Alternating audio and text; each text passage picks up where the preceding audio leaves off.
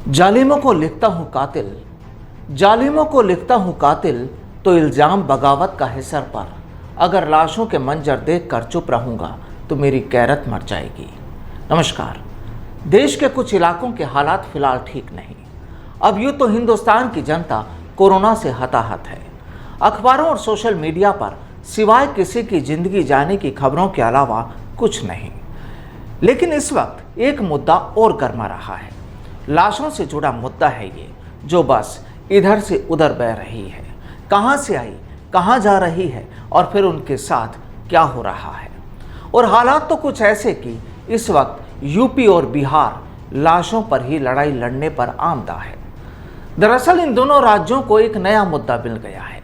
पानी में बहती लाशें, नदी किनारे लाशों के ढेर और फिर उन पर सियासत। गंगा किनारे मिल रहे शवों को लेकर अब एक नया मामला छिड़ गया है। दरअसल इस वक्त हालात कुछ ऐसे बन पड़े हैं कि हाल ही में जब बिहार के बक्सर में गंगा किनारे करीब 100 से ज़्यादा लाशें बरामद हुई तो बवाल मच गया।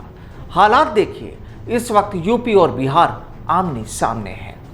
बक्सर की अफसरशाही ने यूपी की तरफ से आने वाले शवों को रोकने के लिए जाल लगा दिए हैं, तो दूसरी ओर गाजीपुर प्रशासन ने बिहार से आने वाले शवों को गाजीपुर बॉर्डर से वापस लौटाना शुरू कर दिया है। अब यूं तो साफ तौर पर कुछ नहीं, लेकिन चर्चाएं हैं कि अब पुलिस भी बिहार की तरफ से आने वाले शवों को गाजीपुर में दाखिल नहीं होने दे रही।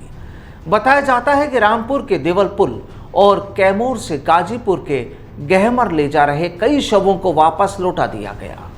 बताया जाता है कि बड़ी तादाद में बिहार की तरफ से लोग आकर यहाँ गाजीपुर घाट से शवों को प्रवाहित कर देते हैं और यही यूपी की परेशानी है। कहा जा रहा है कि हाल ही में बक्सर में गंगा किनारे करीब 110 लाशें मिली थी। इसके अगले ही दिन जिला प्रशासन ने चौसा के रानी घाट पर गंगा में जाल लगा दिया ताकि गाजीपुर से शव बहकर बिहार की तरफ न पहुंचे। बक्सर प्रशासन का कहना है कि 2 दिन के अंदर उस जाल में 10 लाशें मिली हैं। कुछ लाशें जाल के नीचे से बहकर भी आ गई हैं। तो फिर बिहार भी यूपी से कहाँ पीछे रहने वाला है, और ये सब कुछ उसी की बानगी है। अब तो खबरें ऐसी भी है कि यूपी और बिहार में गंगा नदी में लगातार बहते मिल रहे शवों का मामला गंभीर हो चुका है। खबरों के मुताबिक इस पर राष्ट्रीय मानवाधिकार आयोग यानी NHRC ने भी संज्ञान लिया है। उसने केंद्र, बिहार और यूपी की सरकारों को नोटिस जारी किए हैं। वहीं राष्ट्रीय स्वच्छ गंगा मिशन यानी NMCG ने बहते शवों के मामलों को कोरोना प्रोटोकॉल का सरासर उल्लंघन बताया है। अब सवाल यह है कि गंगा किनारे लगातार मिल रही लाशें आखिरकार किसकी हैं, कहां से आई और किस तरह यहां पहुंची। सवाल कई हैं, लेकिन हाल ही में कुछ हकीकत भी सामने आई, वो भी आपसे साझा करते हैं। दरअसल ये लाशें किसकी है, किसने दफन की, इनकी मौत कैसे हुई, ये सब अब किसी को नहीं पता करना है। अफसर तो इस बात को पता करना चाहते थे कि जिस जगह ये लाशें दफन है वो किस जिले में आता है। इसी बात को लेकर फतेहपुर और उन्नाव के अफसरों के बीच लड़ाई भी हुई। दोनों यही कहते रहे कि जिस जगह शव दफन है वो उनके यहाँ के नहीं है। करीब 8 घंटों तक लाशों के ढेर पर जमीनों की पैमाइश चलती रही।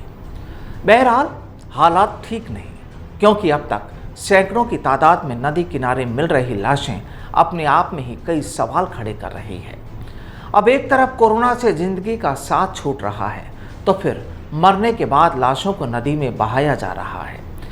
जाहिर है इन इलाकों में संक्रमण का खतरा भी बढ़ सकता है, लेकिन हैरानी होती है लाशों को बहाने वालों पर। हैरानी होती है सरकार के अफसरों पर, जो हिंदुस्तान के लोगों के शवों पर ही अपनी पैमाइश करने लगे हैं।